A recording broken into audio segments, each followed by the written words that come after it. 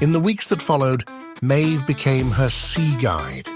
They met in the afternoons, after Clara's morning work on drift and Maeve's chores at her uncle's, and studied tide tables, wind patterns, star charts. Maeve taught her knots, the kind sailors passed down like secret handshakes, bowline, cleat hitch, figure 8. She showed her how to read clouds for signs of change, low scud for wind, high mare's tails for storms. They walked the docks and studied the boats that still came in and out of the harbour. Clara started recognizing the language of hulls and rigging. She learned to tell a catch from a cutter. She began to see the sea not as a border, but as a door. But not everyone shared her vision. At dinner one evening, her father glanced at the fresh scrapes along her forearms. "You've been at that old boat again." "Her name's Drift," Clara said. Her mum gave her a patient smile. "It's a fun summer project, honey. Just don't get too—" "I'm going to finish her," Clara said. "And I'm going to sail her." Her parents exchanged glances. "Clara," her dad said slowly, "that boat's been rotting for decades.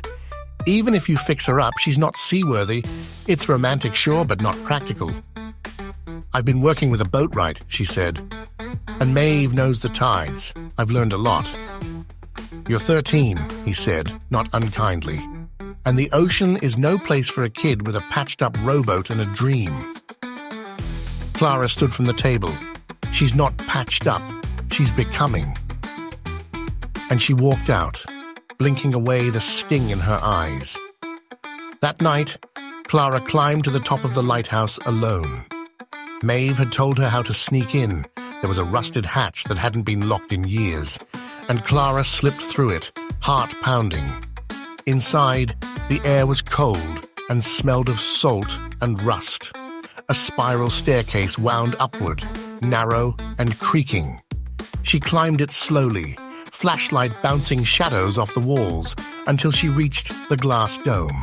The view stole her breath. Below, the cove glittered in the moonlight. The sea stretched out like a dark quilt, stitched with light from stars. And in the center of it all, her boat, a shape in the sand, asleep beneath the sky. Clara pressed her hand to the glass.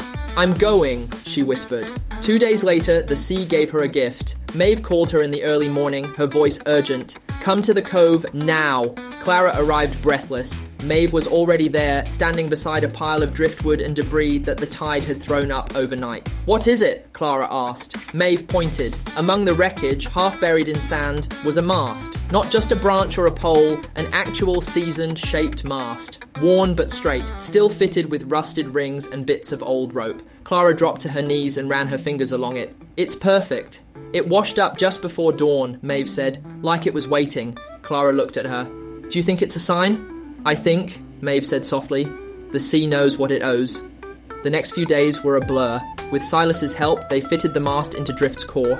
They reinforced the deck plates, added new stays and lines, and repaired the rudder with spare parts Silas had stored in his shed since Nixon. Clara carved the name Drift into the stern herself, each letter deep and proud. Then she painted it in dark blue, the same shade as the deepest part of the sea. Silas watched her finish and nodded. She's got bones again and soul. Will she float? We'll find out soon enough. The day of the first launch arrived on a silver morning, mist curling like breath over the water. Clara stood at the edge of the cove, barefoot in the damp sand, heart pounding. Maeve was beside her, steady and quiet. Silas stood a few feet away, arms crossed. They dug out the hole days before, building a wooden rail system beneath it. With enough leverage, the boat could slide into the surf. Clara hesitated. What if she doesn't float? Maeve touched her shoulder. Then we fix her again. But she will. Clara stepped forward and grabbed the rope. Ready? Maeve nodded. Let's bring her home. Together, they heaved.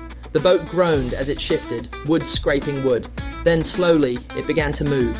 Sliding down the rails, sand giving way beneath it. Clara's breath caught as the bow kissed the water. For a moment, Drift hovered at the edge. Then she floated. A hush fell over them all. Clara waded into the water, touching the hull as it bobbed gently. The boat rocked slightly, but held. "She's floating," she whispered. "She's back," Silas said. Clara looked up at the open sea. Not yet, but soon. Very soon.